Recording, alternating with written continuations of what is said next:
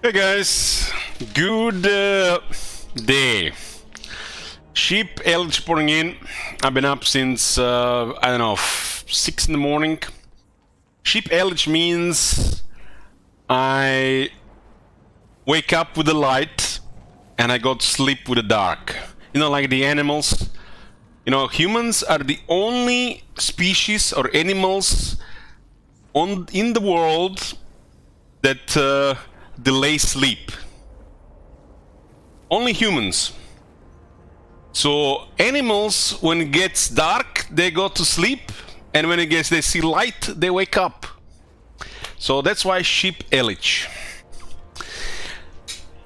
Before we get to the update, I just wanna talk about something first. It's off topic kinda, but it's relevant to me. So at the start of this year, I made one of those New Year resolutions to lose weight, because I was 139 kilos, and a couple months before that 146, my highest ever during the COVID. Everybody got fat during the COVID, just admit it. And just an update on the weight loss journey. So basically, I was on keto for like 5 months, the first 5 months, and then I decided to go low carb keto mix, and to see how it goes. It still went well, and 2 months ago, it was the most strict month yet. Pretty much hardcore walking, nearly 200 miles or over 300 kilometers in a month at a fast pace. Lots of sweating, but still, like in the cardio level. And I minimized carbs, literally ate barely any, no drinking, and that month I lost 6 kilos. 6 kilograms inside a month. That's pretty hardcore. That's not really, the way to go. And I was like worried about loose skin stuff, and I'm like, man, losing weight is easy, especially when you set your mind to it and you're consistent. And then the last month, I was like not really trying to restrict anything. I was still eating, healthy. I drank some, and I wasn't doing intermittent fasting like usual, and I only lost 1 kilo.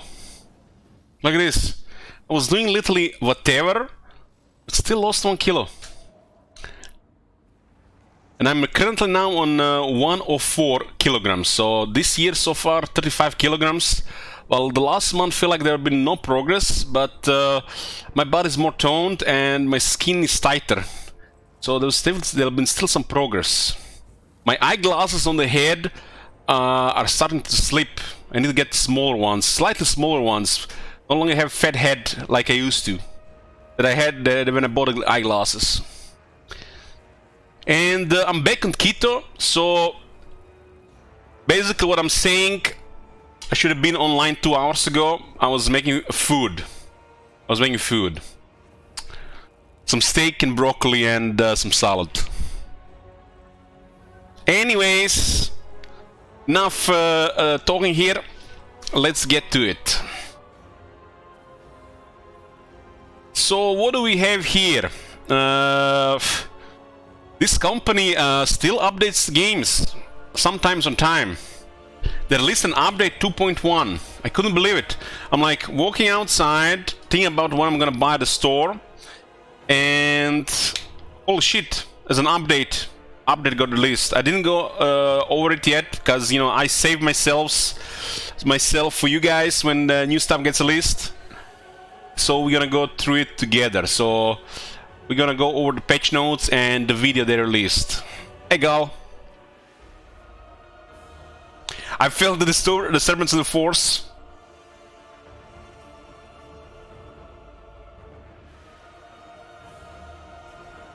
Okay.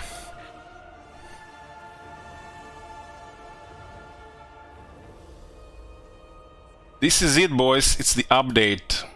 It's a little bit loud. This is what happens, when I listen some, ASMR, in the night, and I had leave my headset so loud, and when I started playing Warhammer 3, my ears started bleeding.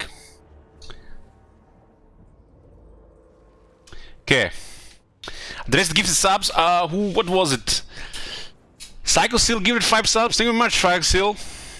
Look at that guy gifting subs while a streamer is away. Very generous. The game gets updated. So what does this mean? This means that you get this warning that there might be issues, but there rarely is. Rarely. Sometimes is, but from my experience, almost never. You might not get to experience some of the newest features depending on the update.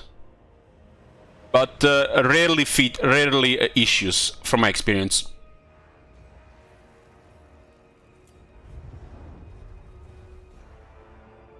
So what do we have here? We got Warhammer 3 update 2.1. Can't believe it. See Evangelos. They got angels working for them.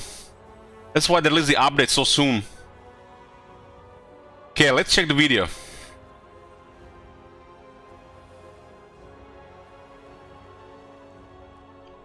Okay, phew, cleared my history, man. I was on a loot side of YouTube last night. Goddamn. Total War Warhammer 3 patch 2.1 has arrived. Alongside balancing area of effect spells, the Dwarfs, the champions of Chaos's short Dwarfs? What? Regenerative effect. Total War Warhammer 3 patch 2.1 has arrived. Alongside balancing area of effect spells, the Dwarfs, the champions of Chaos's short-term goals, the regenerative abilities of Helming and other bug fixes. We've got a new endgame scenario for Immortal Empires, bringing an ultimate challenge to the end of your campaign, and changes to domination mode, balancing matches out. Let's have a quick look. Starting with the magic rebalance, the stationary vortex spells like Pit of Shades, Talons of the Night and Infernal Gateway currently offer too little in terms of counterplays. As such, the wind-up duration for these spells is being increased, and the overcast DPS is being reduced to allow players more leeway. I agree, the spells are overpowered. One army who will benefit from this are the Dwarves. While they lack overall in high this is multiplayer stuff though. The faction has had its spell resistance decreased from 25% to 35%. Ooh. Runes have also finally more been relevant. With the Rune of Hearth and Home restoring 5% vigor per second, and durations for both Rune of Speed and Master Thanks multiplayer. being increased. You can finally play my Dwarfs in my campaign now. Have been improved, now dealing in magic attacks. Hammers got buffed again. What the hell? 9,200 to 10,000. What the fuck? 10,000 health on hammers? On the subject Thanks multiplayer. Helmingorst has been getting quite a terrifying amount of mileage from his corpse cards, meaning we've had to rein in his HP, as he has been nigh on par with a zombie dragon riding lord. Okay, Helman has too much HP, I agree with that. Helmingorst in multiplayer, the cost of his corpse card edition has increased. That's fair. From He has a lot of health. To 800. This is fair. Yeah, I agree with this. The Helmengor's base health for some reason has been set too high. And the fact he has so much health, it was off. His toughness is ridiculous. Even if they lower the health, not only it's still gonna be good, but it makes more sense now. This is good. Look at this multiplayer delivering all the good shit. What the hell? Lastly, in domination battles, we've reduced the capture weight of fast war beasts such as warhounds or squig herds, and adjusted the rate of victory tickets achieved by capturing points, as well as the rate needed overall to win, to move towards a longer match duration. Now to the campaign map. When playing as the Empire, you'll receive reduced Imperial Authority. Okay, so Reddit has complained enough, I guess. First destroyed and first raised Electrocaptors. First ones. Immortal Empires. Festus can happen to work rather quickly, meaning that as a player it can be difficult to reach Hochland, one of his main targets, in time. Hochland. While the count afterwards will be a bit more punishing. This will at least give you a bit more time to prepare for the coming onslaughts. On the subject of sieging, every legendary lord now starts with the trait siege attack. What the? Everybody has a siege attack on Legend Lord?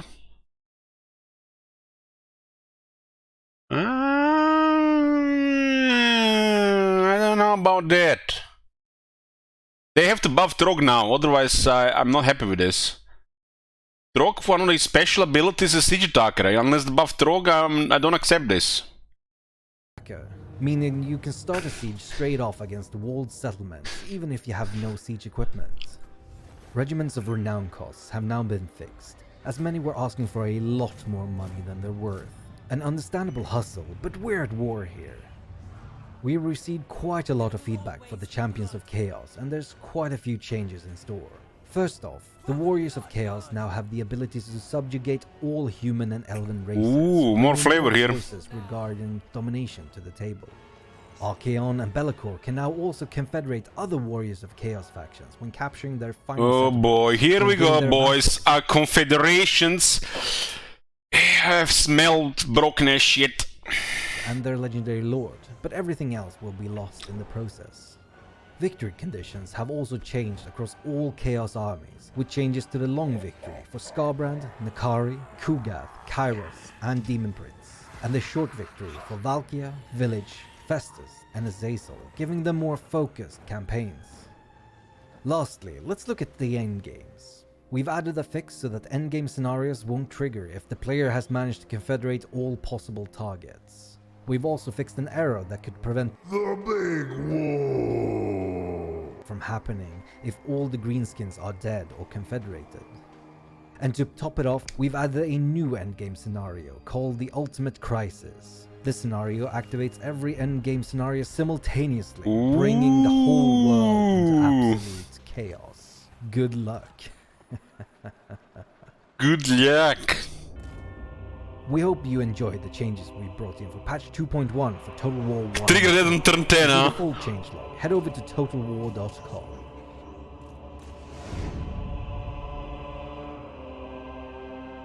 Okay, okay. Let's see what the what's under the hood here.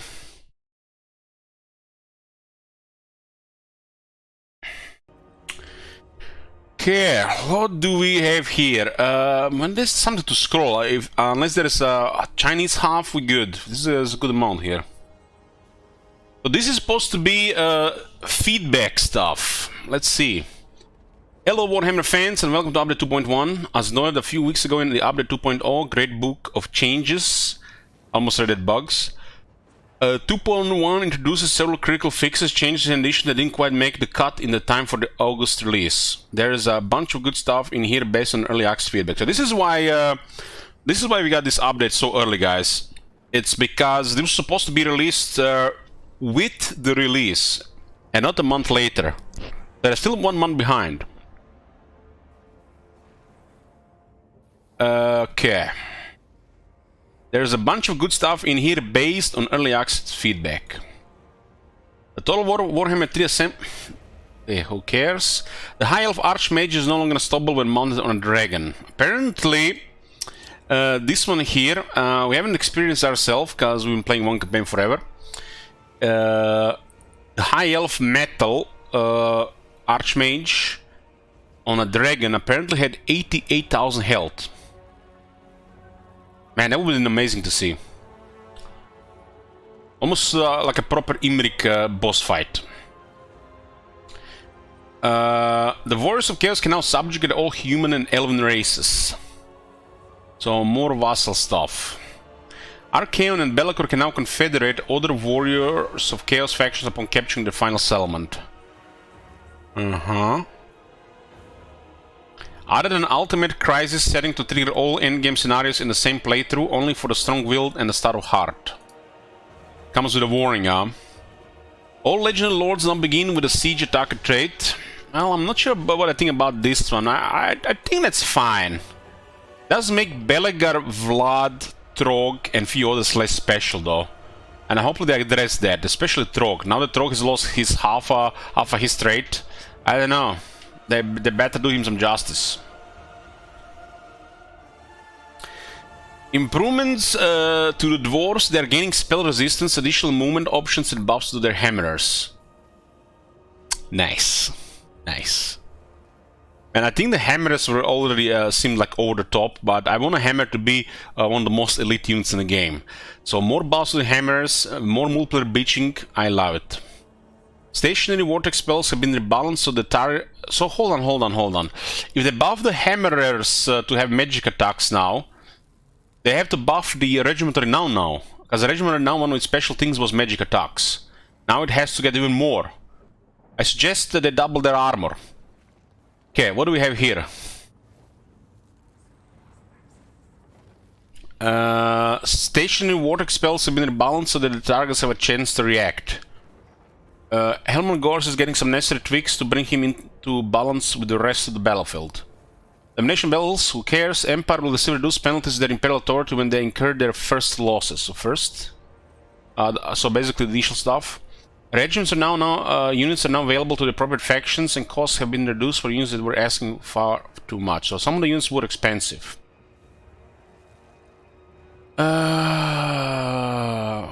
So it looks like some of the factions didn't have regiments that are now available, apparently. Well, we'll have more details as we scroll down. With 2.0 out in the wild, update 2.2 and beyond is now in your hands. Well, there are still plenty of projects and fixes already in the works for our coming build. Your voice will help determine what shows up in the next build. Hopefully there is a voice out there that's gonna be determined enough to remove determine from the game. So remember, make your voice heard in the appropriate channels. Okay, so apparently we are no longer yelling into the void. Apparently.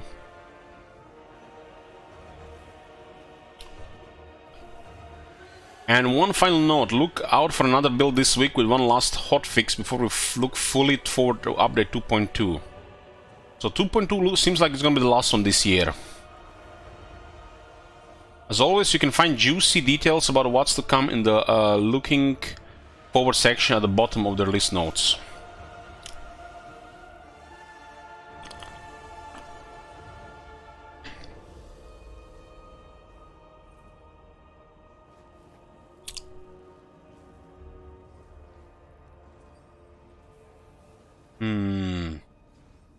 Okay, so release spotlight.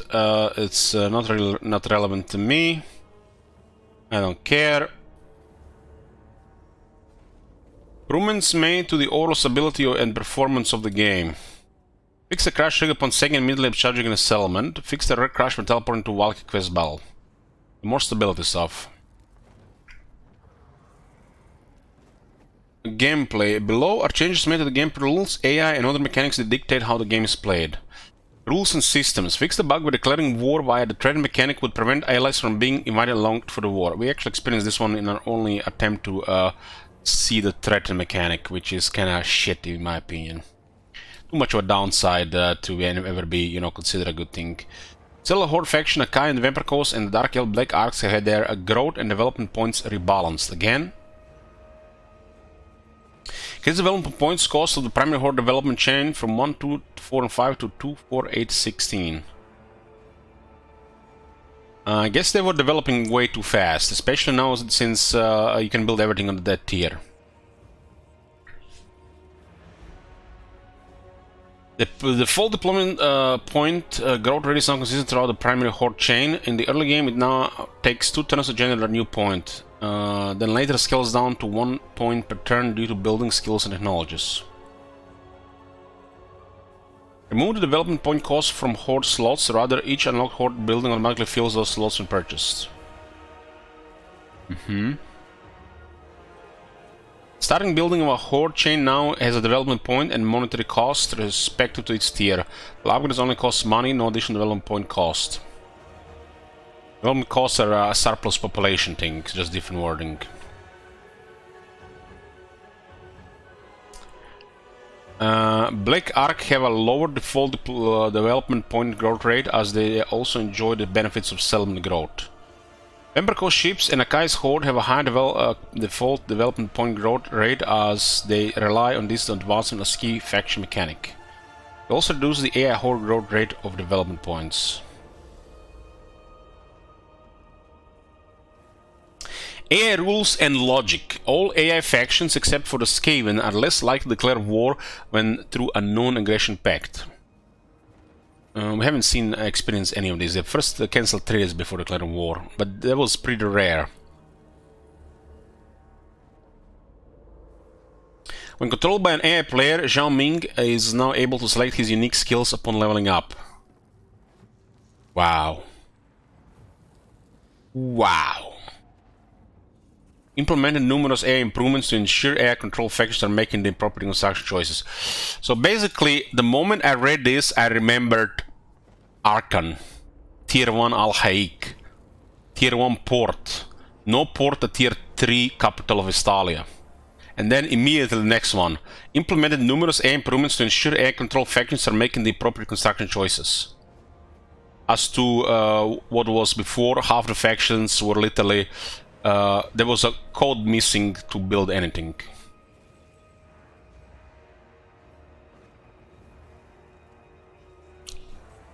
Races and balance. Units update the cost and upkeep of regiments down units, some of which cost significantly more than intended.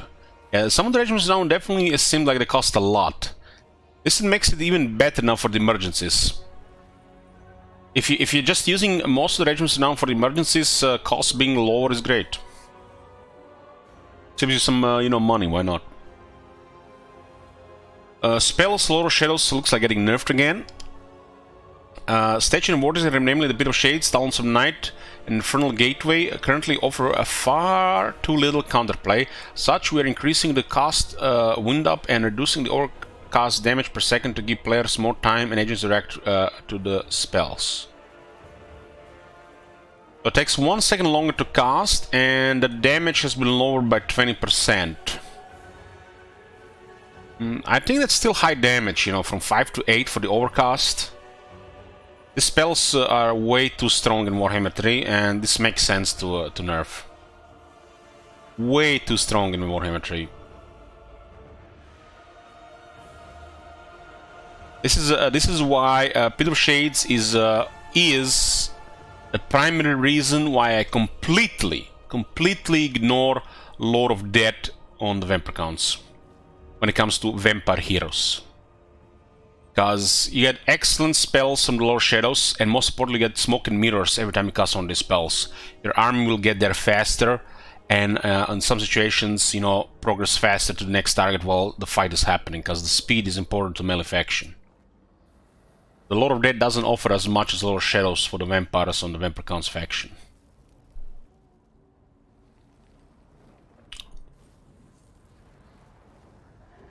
Fixed broken technology links and the faint chance technology. Well, there's somewhat broken there,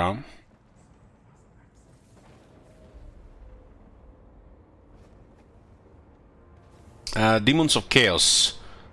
The Demon Prince, when controlled by the AI, the Demon Prince no longer tries to claim the Sword of Cain where he can equip, which he can equip. Oh my god, no. No, he's like, I want it, but I can't carry it. I want it, but I can't carry it. Jeez, man, this is like even worse than the Realm of Chaos. Instead, he has to use dog shit weapons this faction has exclusively for him. He should be allowed to equip Sword of Cain. So bad. And the people are justifying that, he doesn't need items or technologies. His mechanic, is all that. Needs more polish, needs more buffs. For him, at least. And those items are just... it looks like a shit mobile game. There, I said it. A shit mobile game with lots of copy pasta identical items. Billions of combinations. Demon Prince bespoke sounds tied to specific body parts and now upgrade properly when equipped. Replace the blue horrors and Belkor starting army with pink horrors, as he cannot normally recruit blue horrors. Oh nice, you got a pink horror. Pink horror is nice throughout the campaign, even if it's not the exalted one.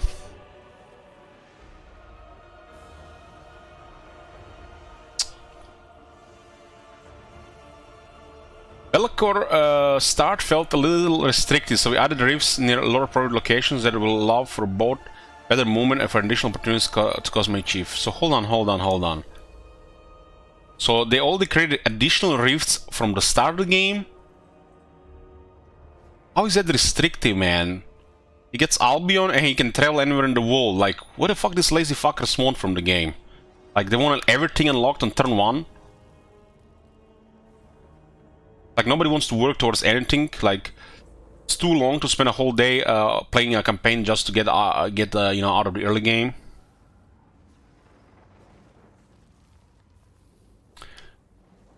Bellicor now starts with additional rifts in Southern Waste and then more time in the Mortal Empire's campaign. And the Bellicor faction looks ridiculous, and now it got even more ridiculous.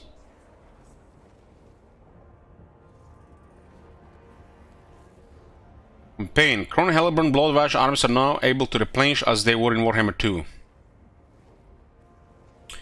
Crown Hellborn no longer has 2 Chaos Corruption effects apply at the same time in the lowest tier of Dead Knight's effects. A card remove the cost associated with the convocation of Hunter's Right, which was meant to be free. Okay. Battles added missing abilities for characters during the Rise of Darkness quest battle. Okay. It started, boys. It started. Let's see what they've done with the Dwarves. Dev note, in an effort to globally raise the power level of the Dwarves. Yeah, poor Dwarves. Dwarves are not powerful enough. This time, we are focusing this time on providing buffs to their speed and vigor via runes, as the faction has no ground level mobility options. Thanks, multiplayer. We believe that the runes must make up for this to some degree. We are also boosting the global spell resistance of all dwarf units, as their lack of mobility makes them an ideal target for devastating spells. I agree with this one. Magic resistance conversion to spell resistance is shit. And 25 magic resistance does not equal 25 spell resistance. It does not. 50 would be more appropriate. And now we got from 25 to 35. In addition to these changes, we're looking to boost Hammerers, a much requested change for some time. Yeah, I think Hammerers should be like the elite of the elite. In addition to improving Torgrim and Cromwell via their abilities, we'll be observing how dwarves perform in their battles after these changes, and will consider further adjustments when necessary. Okay. So all we need, boys, is a bunch of shitty people in multiplayer with dwarves. So what's happening here? Like, I know there are people with experience in multiplayer that play dwarves that try to, you know, make the work, but there's a bunch of players who don't play multiplayer. They come from the campaign, then think like, oh, I'm going to take dwarves, dwarves OP, and then figure out, you know, dwarves are one of the worst factions in multiplayer. And they, you know, some of these guys, you know, produce some noise, and thanks to these guys, dwarves keep getting buffed thanks to multiplayer.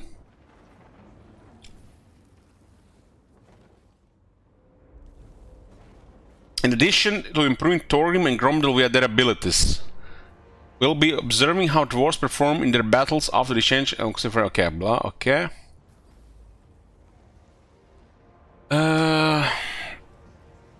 Adjusted the cost reduction to rune crafting provided by Torgrim's unique item set from -50 to -25%. Okay. Ungrim Iron Fist, the starting grudge against the vampire counts, will now target the correct faction. So, dwarves, instead of having 25 magic resists, they got 25 spell resists. That's a lazy change. And magic resistance does not equal spell resistance, because now they have magic attacks, so you get spell damage. And a lot of these abilities in the game, they just translate lazy. 25 there, 25 here. You got battle skills, or veteran battle skills, or technologies, unique skills that grant you magic resistance. Well, they're now spell resistance, which make no sense for half the stuff, like Legend Lords or units. They should have just been converted to half a value in ward save. For example, battle skill for the Wraiths, or Colex unique skill. That should have not just been converted from magic resistance to spell resistance, because half the time in previous Warhammers, magic resistance was the same as the ward save. And now, after the lazy conversion, they figured out that 25 spell resistance on dwarves is not good enough, which definitely is not. Now, dwarves have armor, and with the spell resistance it is okay, but spells do armor piercing damage as well, which is definitely the reason why this got buffed. Like for example, Pit of Shades ignores armor. It doesn't matter if you're a dwarf or a greenskin, it's just gonna kill you. 10 more resistance for the dwarves, it's cool. At 35%, it's gonna be noticeable. I don't think 25 is good enough.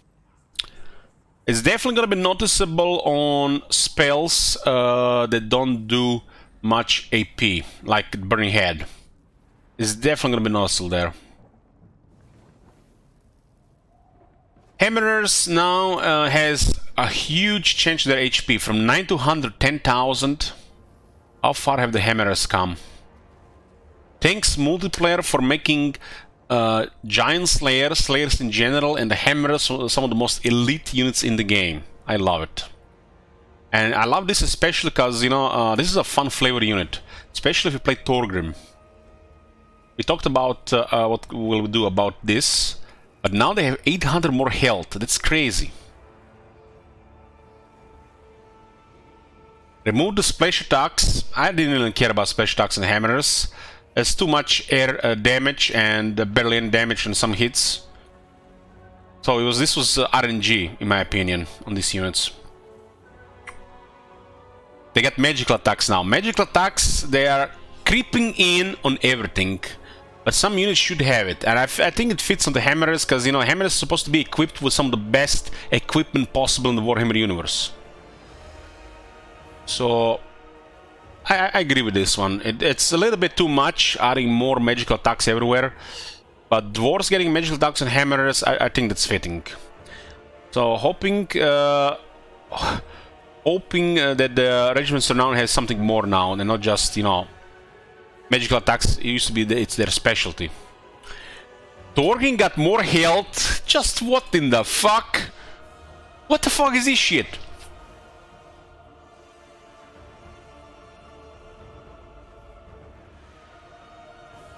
What?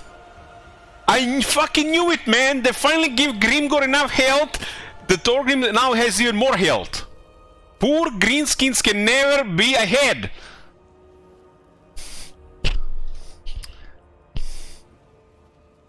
That's ridiculous health for Thorgrim.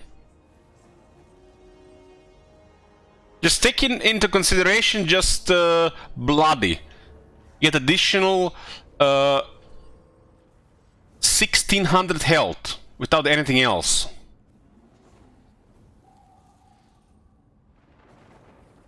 I agree.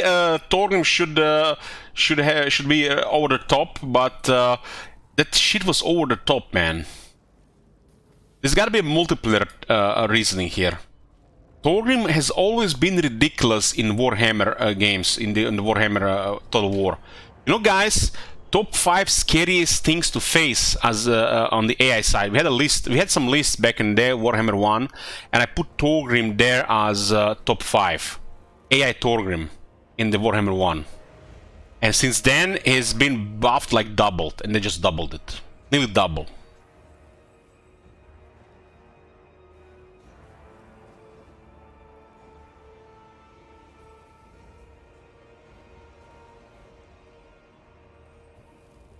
Abilities High King, so what is this now? They have reworked the High King finally. So instead of a map wide, it's now a 50 meters radius. That's a big radius, some of the largest. And it buffs armor piercing weapon damage. Ooh. Nice. You know, so if you guys haven't played Thorgrim since the Hammer stuff, in my opinion, when you're playing the High King, you should have 2 regiments of Hammerers next to him.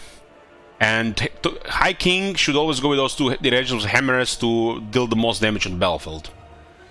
Those Hammerers can get such crazy attack buffs and damage buffs now that they're just gonna be deleting everything. It's gonna be fun to go like that with a little bit more flavor on the melee side of the dwarves. The Hammerers are already incredible damage, and now that they don't have splash no longer, they are really deadly to characters. So if you have trouble with killing something, well, have Thorgrim with 2 Hammers next to him, they'll destroy everything. Gromberdal, Rune X of Gromberdal has buffed from 26 to 32 seconds. It's a start. It's a start, but only 6 seconds. Well, maybe like at best 2 attack animations. A lot of these weapons have poor durations. That's all they did? No, that still stays in the book. Rune Helm of Zubar, Gromberdal, multiplayer master no speed duration by 10 seconds. Yeah, that's how you do it. That's how you do it with more duration buffs. Rune of Harder Home also restores vigor per second now. And Rune of Speed, 12 seconds. Holy shit, that's a lot. Rune of Speed is attacking, it's basically one health Dance Macabre. So now dwarves have stronger version of one health Dance Macabre. That can't be right. I am Prince and Emperor. Send me to vengeance.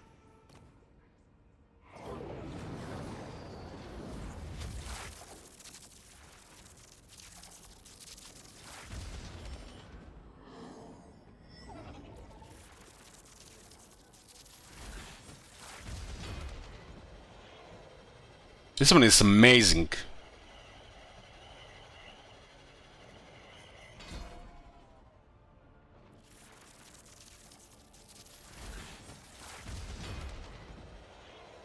So 45% speed, 24 attack, and has 30-second duration.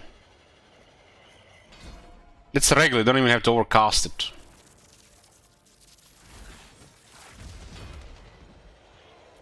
And if you upgrade it, it's 40 seconds.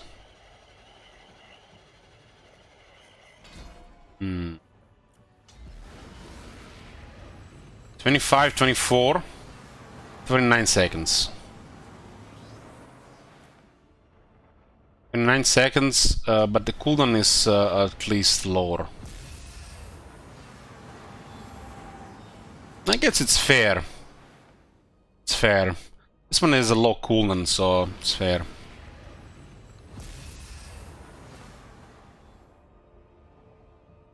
Okay, Grankte, what do we have here? Missile Mirror now also redirects grenade projectiles back at the fighting unit. Even grenades, huh? Talents of the Night, that's that stationary vortex. They nerfed all of them. The stationary vortex in Warhammer 3 were too much.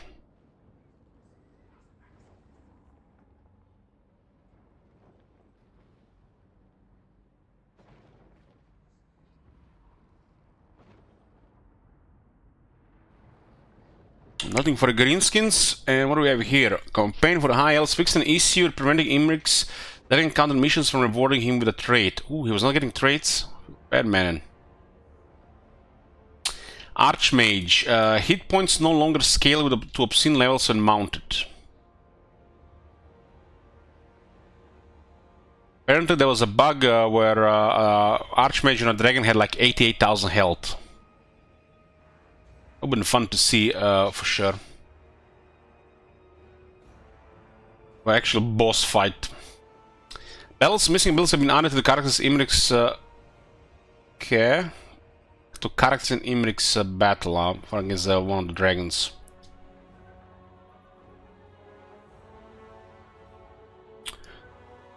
Yeah, nothing for Corn. What is Kislev here?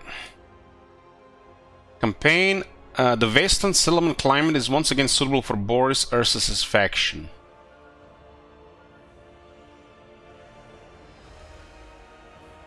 Once again. What the hell we mean with that, once again? Kislev's greatest Tsar. Settlements in Chaos Wasteland climates receive reduced climate penalties and generate devotion.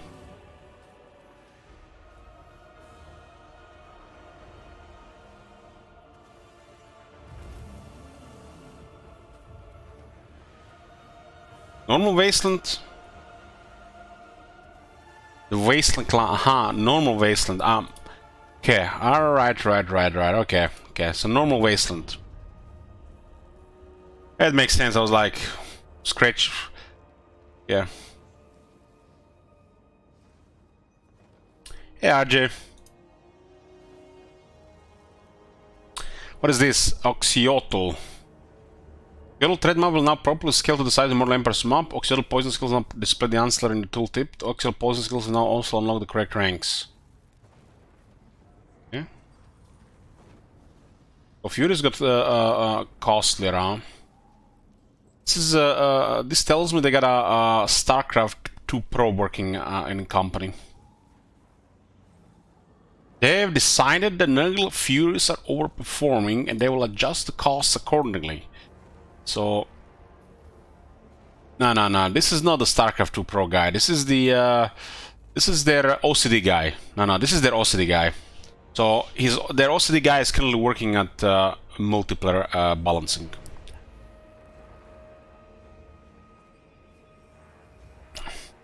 Harbinger of Pestilence, Fez the Lich Lord. What the fuck? That thing was 24 to 48 damage? Get the fuck out of here. Stronger Mortis engine effect. Looks like multiplayer has butchered the Festus main ability. That's a big nerf.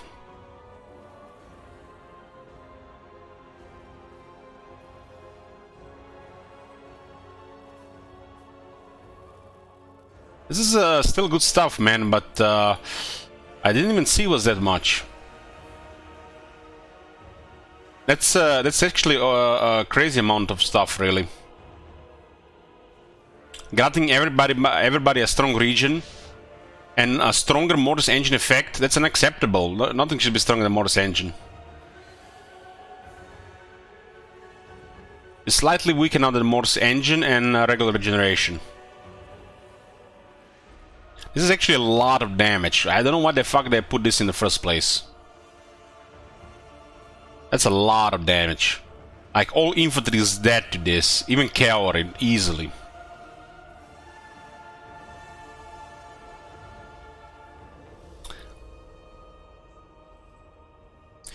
So I got hold on. I am actually now the dwarves that actually have a higher spell resistance. That item that lowers the spell resistance actually might do something now. It was not really important to use it with Mortis engine effects before. If that is considered spells, it might be even more important now. That item that lowers spell resistance might be more relevant now.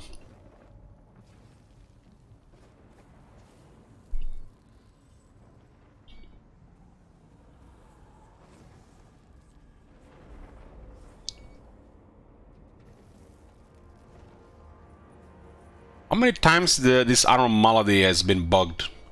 Like third time now. Gorge has got a damage buff. Okay. Let's see how it looks like right now. The Gorge has got butchered by a, you know, update. Ultimate tyrants.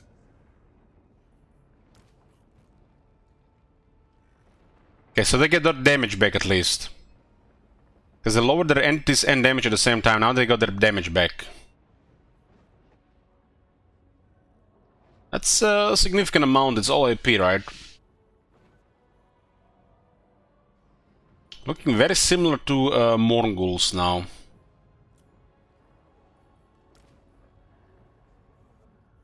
$30, $70, $20. That look familiar for sure. 30, 70, 20. 12 models as well. That's literally identical shit.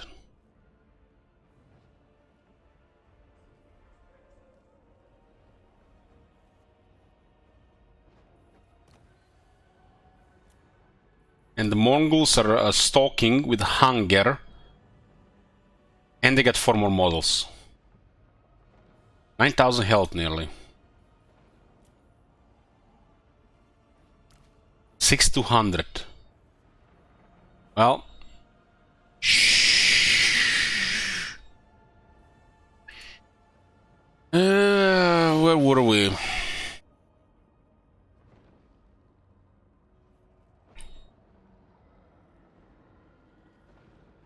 unbreakable though, and Mongols are not unbreakable.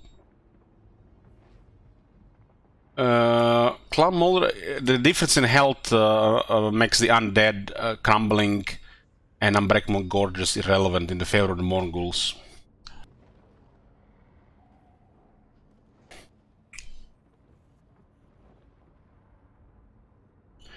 The Clan Molder Gordbed now correctly empties when the ritual has been upgraded to the next level. An extra army marker no longer displays at the edge of the front and mouth of our Clan Pestilence.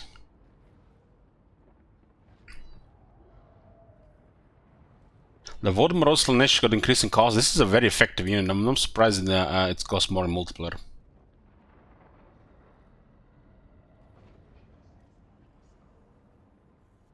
Okay, so Gate of Slanesh finally is working a little more properly. That was a little bit absurd. How the cultist charges the gate to be used.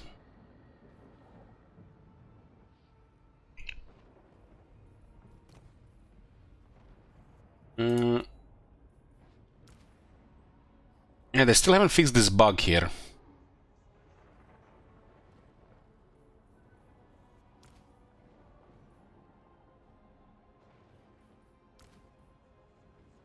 Yeah, Slash still has 3 units that are bugged.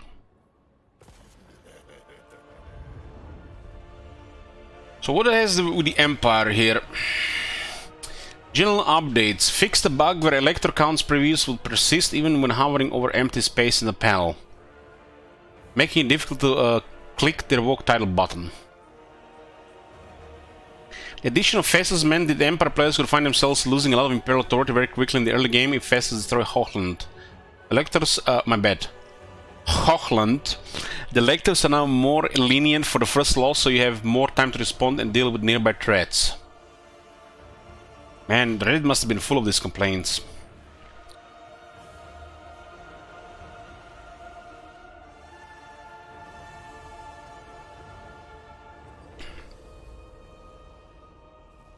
Reduce the Imperial authority penalty for the first destroy elector count and the first raise elector count capital in Mortal Empire. Subsequent losses remain unchanged. Oh, that's a nice small change. Maybe they ninja polish some of the issues.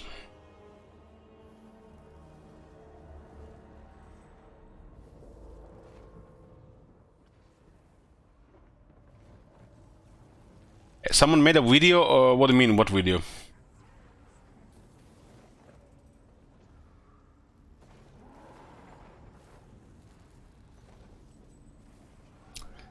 Elector count dilemmas and probably subtract gold from the player's treasury were intended. Fix several issues which could prevent Wolfhard's hunter missions from progressing. Fix an issue where Wolfhard's hostility level would not increment when selecting options on certain dilemmas.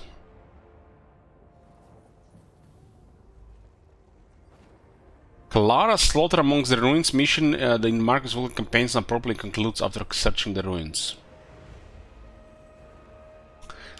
General updates. What do we have here?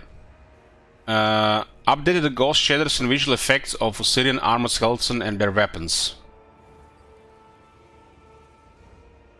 Update the shaders on Grand Hero Kareb and fix Black Alpha issues on normal models. The Kepra guard base damages. This is yeah, that was a bug. You see, guys, that thing was ridiculous. We had a Kepra guard literally killing everything. If they didn't route, they would kill like 3 more units.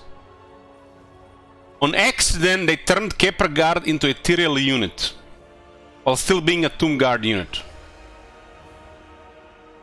That was ridiculous.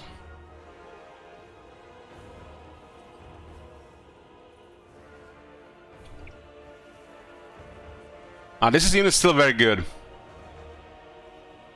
It was just ridiculous with this.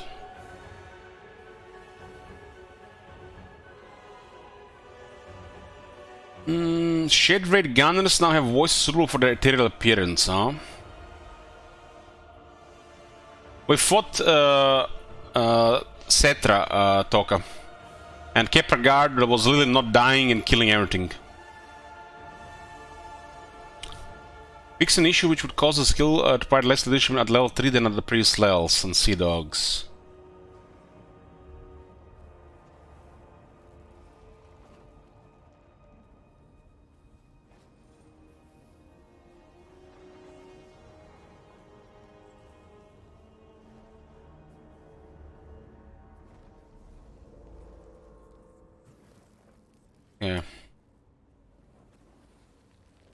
Now, chilling aura. Oracle Hunter has magical attacks now.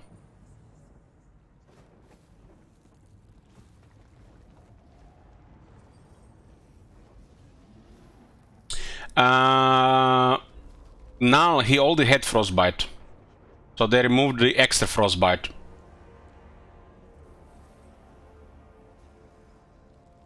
That was the skill. Now he has double slow.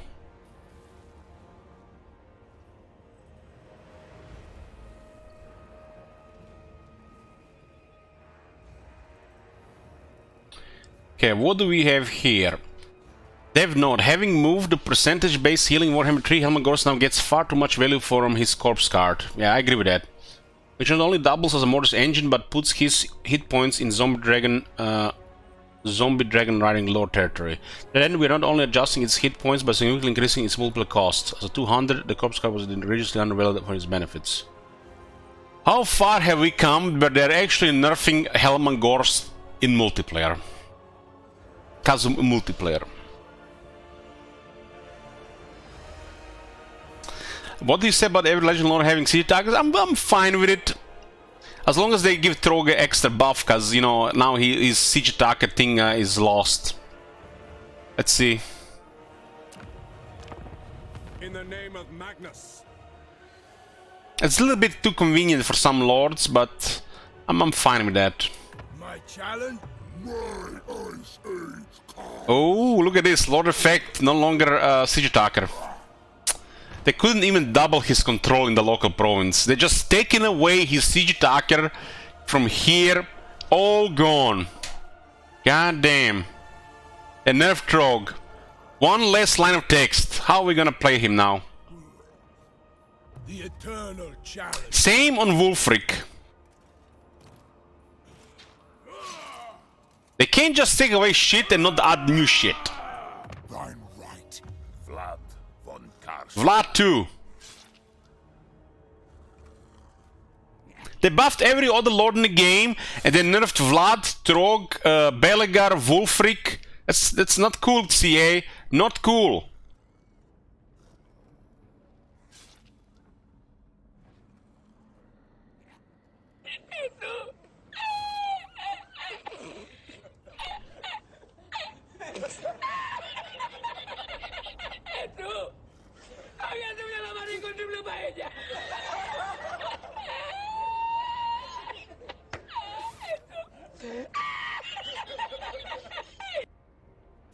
So it's definitely not cool that they buffed every Legend Lord in the game, but they nerfed the ones that had Siege Attacker as their strength. Like Vlad or Belegar, for example. Not cool. I don't like that. Crib Horror's multiplayer cost has been increased. That's a shocker. That's a shocker. They actually finally make it a good unit again, and the first thing that happened next patch, they increase the cost. Who would have guessed? So Helmut Gors lost 1000 HP. It's fine. That's fine. I was always thinking, like, why does he get so much HP? He even has a skill for HP. So Helmut Gors, with the corpse card, with his unique skill for health and bloody, he was definitely making everybody else look bad with the health-wise. That's fine. That makes sense. That makes sense.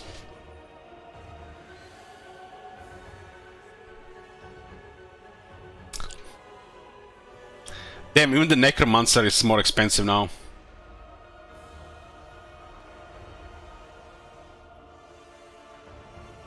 Campaign fixed an issue preventing Isabella as a hero from switching her mount.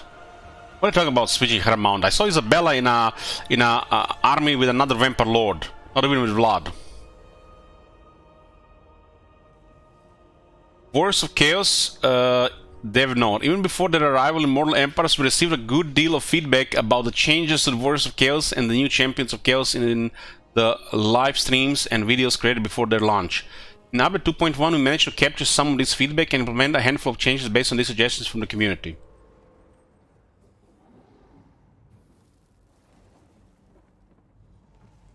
You know, guys, how it is. They give you the patch notes, but they don't give you the ninja changes. There is always ninja changes, numerous ones.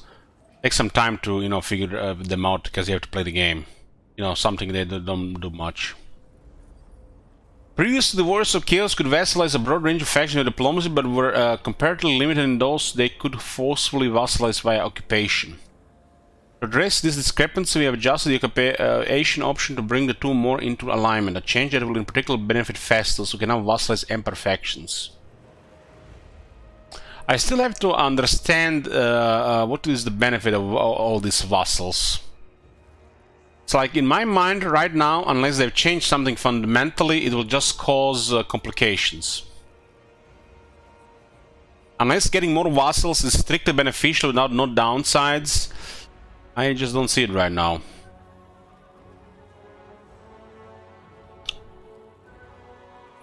The Warriors of Chaos can now perform the subjugate occupation option on all human and alien factions.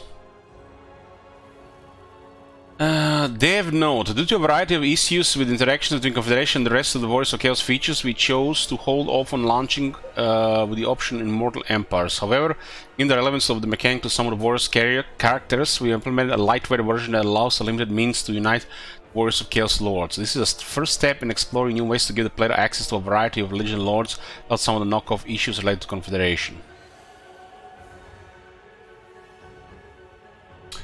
Archaeon and Be'lakor can now confederate other Warriors of Chaos factions via a new settlement occupation option. This is triggered upon capturing the last available settlement. Upon confederation, only vassals and Legion Lords will be transferred, all other characters and armies will be destroyed. Okay, cool.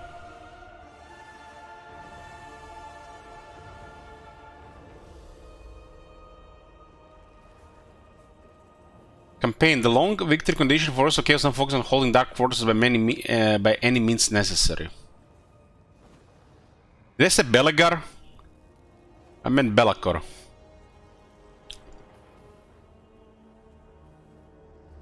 The Warband spell upgrades now account for military force bonuses. Savage Bloodlust works also on flying demonic melee units. Warfire now applies the correct buffs to the Soul Grinder of Zinch.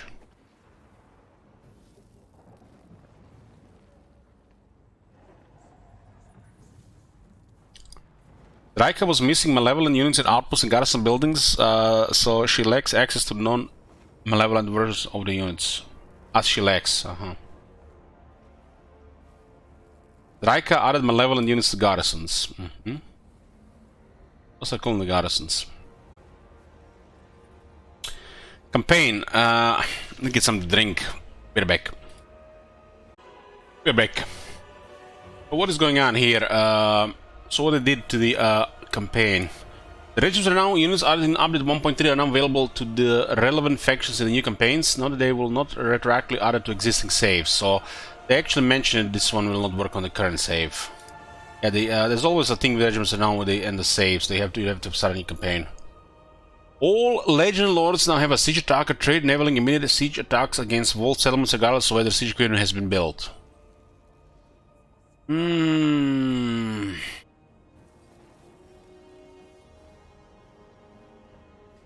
Yeah, I don't mind that all lords get siege attack now, but what about Vlad, Be'lakor, Wulfric, Trog? They used to have a special siege attacker, which you didn't know fit because it was kind of one of their character strengths, and now they just lost all that and doesn't get nothing new.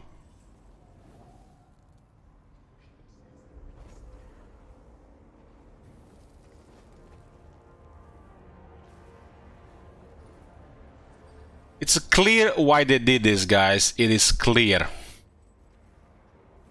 This is a weird way and decision to try to lower the amount of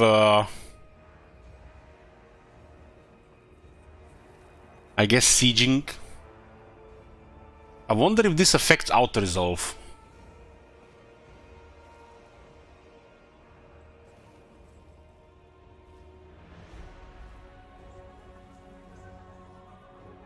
Siege Attacker is basically just an ability that allows you to attack a settlement without siege equipment. That's what it is. It's a campaign effect. It doesn't do anything for battles. All I can see here, well, for the player, it feels a little bit convenient, but for the AI, this will have huge changes. It might help some of the AI get out of their stalemate or stagnation in the beginning. You know, for the player, this seems like convenient, but this is it feels like this is might even be targeted more for the AI. There's so many factions in the game, right?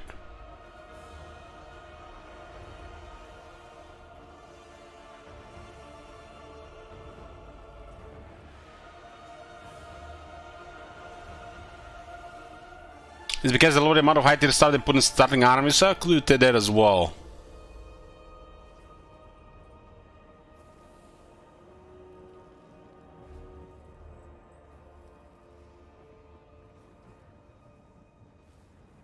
Reduce the likelihood of heroes being pushed out of garrison force if garrison exceed 20 units. The leader of the deemed Sun's minor faction no longer begins mounted on a wyvern. Fix an issue where rebels could prevent invasion factions such as those created by endgame events from spawning correctly. Fix an encounter at sea marker which spawn outside of the navigable map. Fix several areas where green vegetation was incorrectly appearing at several locations around the map. Really? They fixed that, huh?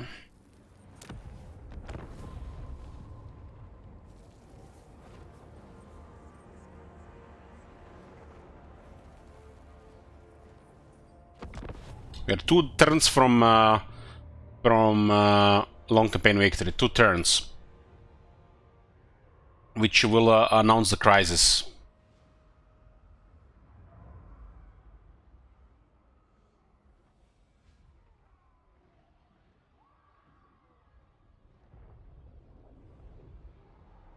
This is loading.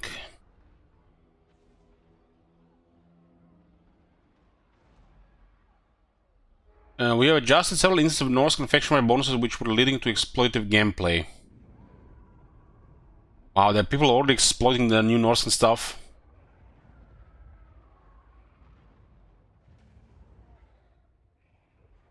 Remove additional faction-wide income effects from the income building. Remove the research-wide faction-wide scaling from the grower building.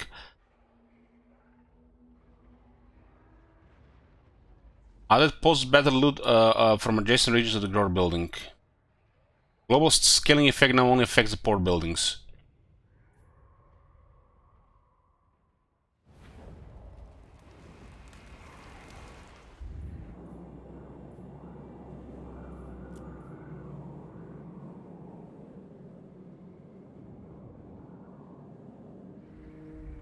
Guess this way they might be not fixing this campaign.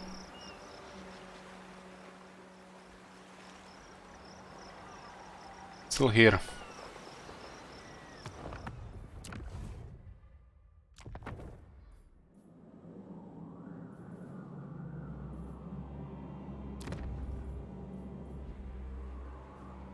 What is this green color here?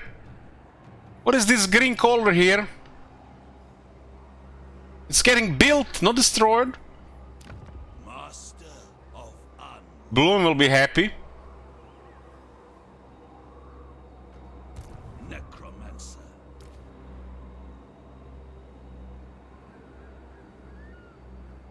So Helmangor's health change is active in this campaign already.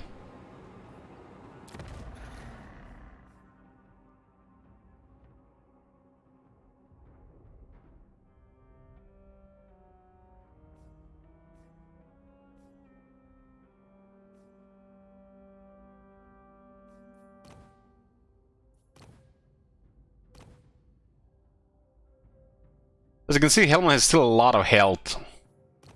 As a multiplayer, it only affects multiplayer. This is not going to do anything for Gelt in single player. Helma is already crazy. Always was.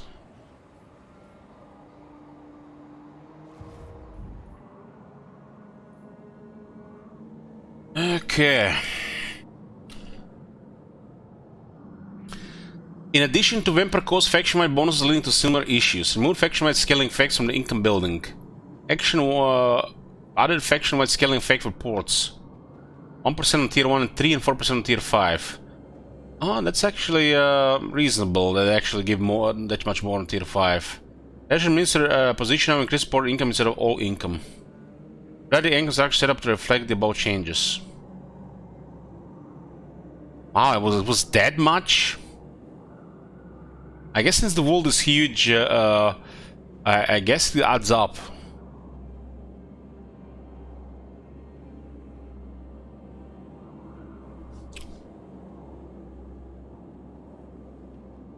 Fix the Warriors of Chaos and Demons of Chaos garrison the fortress gates, Empire forts and bastions, as they were granting access to all Chaos-related units.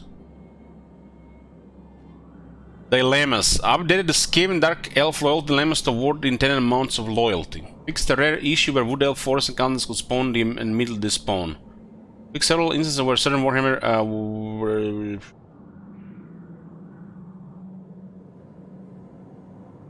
dilemmas would intendedly trigger to Warhammer 2 races.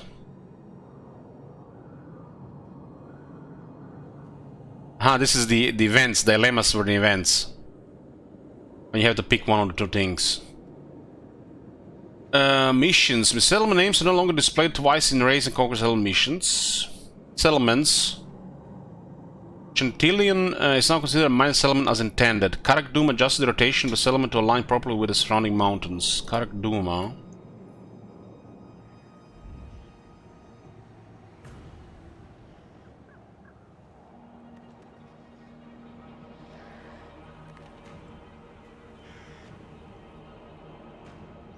It looks more fitting here, but I don't remember what was it originally.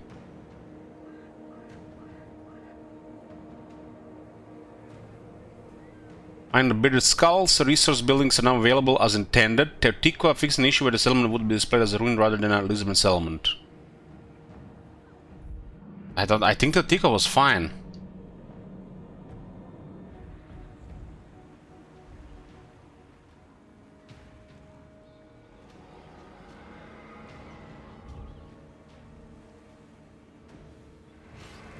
So not only this one is showing as a ruin, but this one shows as a ruin as well.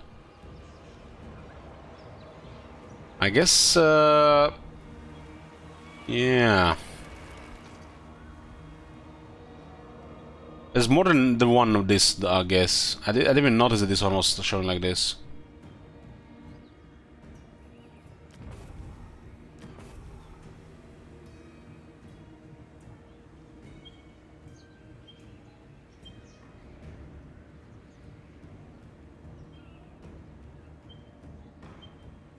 Following settlements can now properly construct element colony buildings. Citadel Dusk, Forest of Dawn, and Tor Elisor. This might not work in this campaign, but let's see if there's something here.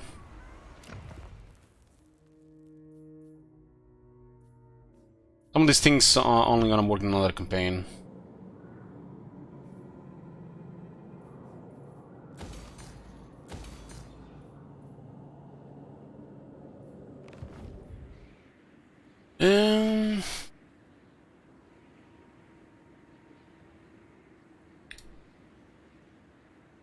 Fixed instances where certain buildings would claim that they prevent chaos rifts from opening in the local province with the modern Empire's game over rifts aren't much as a concern.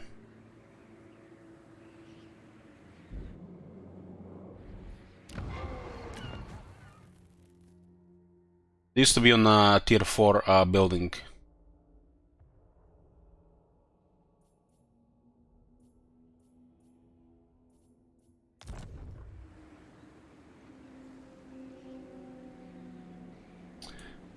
Victories. Added a new event informing the player when they complete the short and long campaign victory. So yeah, that was not now a message when this happened on a short victory.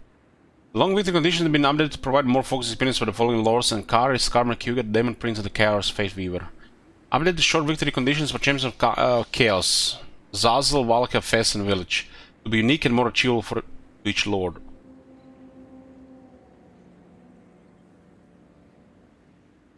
Endgame scenarios. Add an optional setting which enables all available endgame scenarios to fire in the same campaign. This is disabled by default and it's an extra level of difficulty for players who want to embrace the chaos. Adjust the Pyramid Nagash endgame scenario to prevent it from spawning more armies than intended. I hope we get the Pyramid Nagash event now. Fixed an issue which would prevent endgame scenarios from triggering on the correct turn when the turn delay setting was set to 0. Endgame scenarios no longer trigger if the player has configured all possible targets or otherwise invalidated the scenario conditions.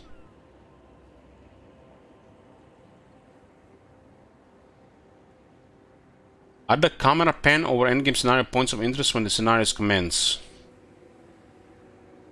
Corrected some misleading text in a garage too far and Valhan endgame event descriptions. Well, it's hell of a cool.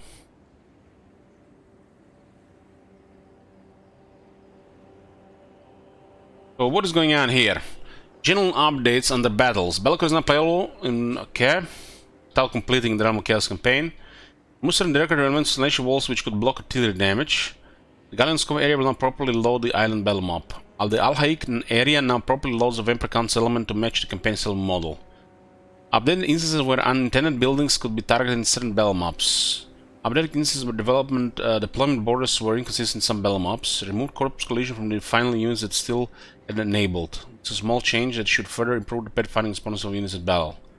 Netherlands floating islands have been changed to props to prevent colliding with flying units. Updated the hard collision on the Bloodfire Falls battle map. Removed some floating scenery in the Last Hills Ogre camp. Fixed an issue which caused dismembered artillery crews to remain active after their death. This happened in one of those battles. They were showing like one guy and it was half a model bugged. Fix a positioning issue which would result in some matched combat animations to be misaligned.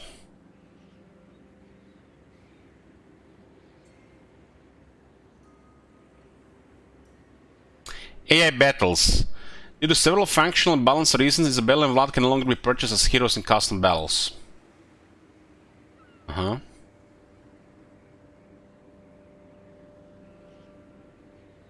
Ambush battles. Characters no longer gain bonus experience when the ambush is initiated from a default stance. For Skaven and the Beastman armies. But the ambushes provide bonus experience otherwise.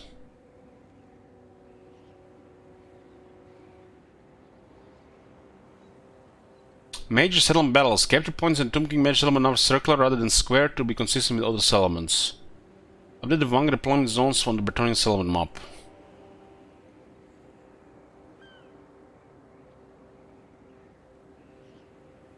Spawn skull piles no longer appear within settlement zones control when spawned as a result of a siege battle. Okay, what's else here? Game stuff. Fix several instances with Dwarf shields would not load correctly when viewing the equipment from a distance.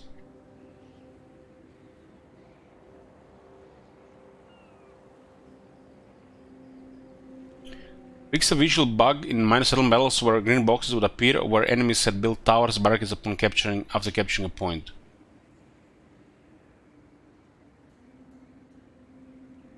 Audio. Certain Gorbul and Dumbul campaign localization have been reduced in volume. Fix an issue which would result in music occasionally stopping and starting throughout the campaign. We experienced that. Fix the instance where reverb was being applied to certain characters' voice lines. Fix an issue where the incorrect lore dialogue would play after transition from the lore select screen campaign to select. What is this? UI. Unit cards in the campaign select screen no longer have modifiers supplied, which result in display of massively boosted stats. Okay. So now we can actually see the base stats. For all new save games, the continue button now displays the Legend of Lord's portrait rather than their faction banner. The front-end version of the Bistler item quest, Cal France is no longer earnestly titled the Reichland Rune Flank. Press interaction zone for all buttons in the main menu. Update the DLC and DLC banners and raise the drop-down to display all available products rather than products acquired for only one of the lords. Fix an issue with the authority display in the warbands panels by using the pending authority rather than the current authority. Display authority should now be consistent across the board. Fix an issue with the authority of previously selected lord would displayed for a newly selected lord. The background color in the global recruitment section in the unit recruitment panel is now blue for all UI teams. This matches the turn banner display on unit cards. Background color of the local recruitment section has been updated from red to green. Match the improved banners we are now displaying on unit cards. This removes any negative implications from the panel. This red is generally used as a warning and for negative effects. Separate display of slaves consumed and generated by dark buildings display both at all times. Fixed instances with strategic location icon of city labels will display the wrong icon when playing Warhammer 2 race. Add a missing icon for the female linebreakers ancillary. Mark of Chaos Corn icon in the custom battles now utilizes the correct icon. Updated Oxyolus faction icon from a teeny tiny to regular size image. Correct inaccurate effects icon from the monster's strength skill. Corrected the magic fire effect in diplomacy card to porthole. Corrected the position of Eltarian's army on the map view of the campaign select screen. Ultimate on Bellicor Reefs can now clarify that they can be used by heroes. The Wood Elf occupies settlement option Sultan no longer mentions Ember Gain. Updated text of Nurdle's march stance clarify that the units can in fact be recruited while marching. Added a missing anti-infantry tooltip to the Marauders of Khorne dual weapons. Fixed a bug which would prevent the tooltip from displaying for the Murderous Prowess ability. Update the speed at which subtitles are displayed in several quest battles to be consistent across the board. Fix instances where certain campaign advice notes would prevent consecutive notes from displaying properly. Fix several instances where certain items would state that they require quest battles as opposed to a regular mission. Add a missing response quest battle to the front end menu. The introductory cutscene will now play for the Liber Bonicus quest battle. Counterline the versus icon in the battle replace screen. No duplicate text on the help for the page for the Bispats. This also help page now correctly opens when the question mark button is clicked.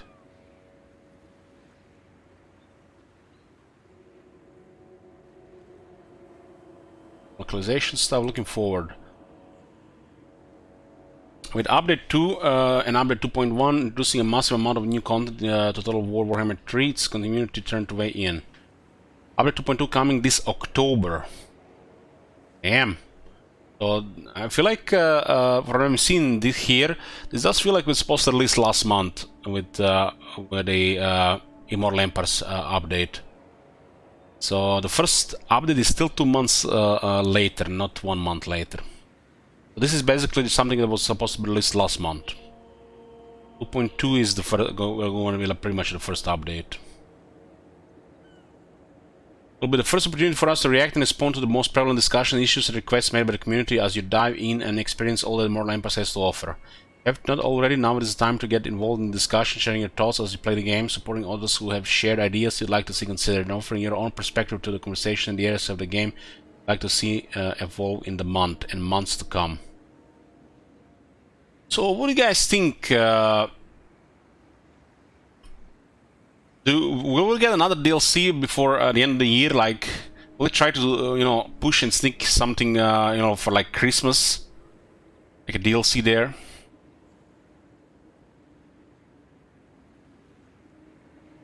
I feel like we're not gonna get any more DLC this year, but we might get 2.2 and maybe like 2.21 or 2.1.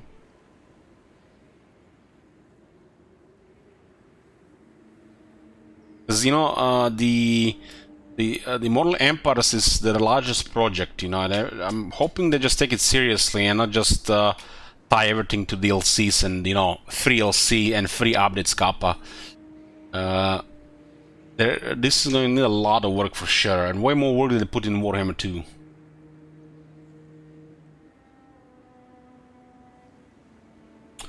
Update 2.2, while we are still working sorting through all the feedback received thus far, we already have a hefty handful of notes about what you can expect in update 2.2. Modified starting position for Teclis, Skrag, Kairos, and Altenara, okay. Fixed instance where Spirit of the Jungle air faction would fail to activate after respawning. Hey soldiers, thank you. Fixing an issue where Manfred von Carsten bonus Winds of Magic levels will revert back to 100 after loading a save file. Huh.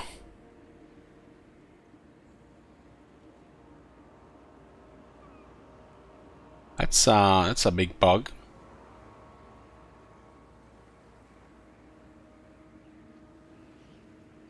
So if he has like 120, that means he's just lose all the bonuses. Or is this about charging the wins?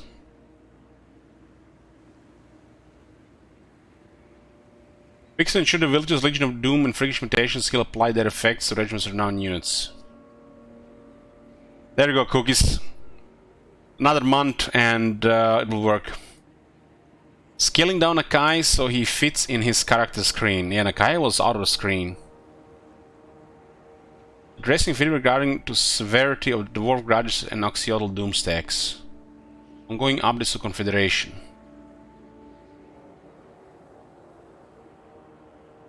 Yeah.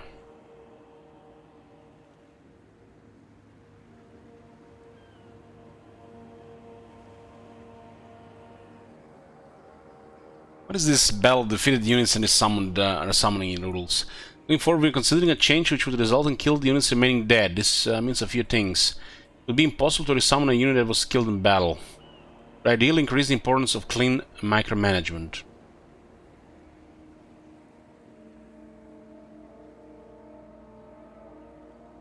If you are able to successfully withdraw a unit, they would regenerate, allowing you to resummon them in battle later on.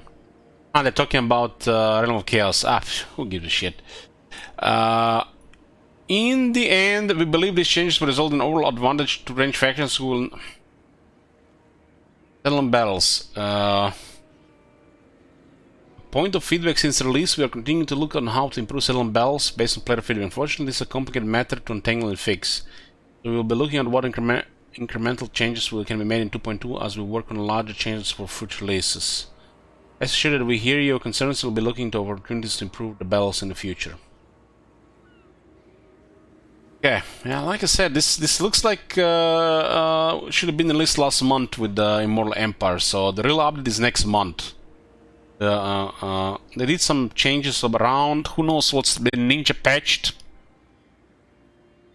I don't think this is everything. We'll have to, you know, play and see.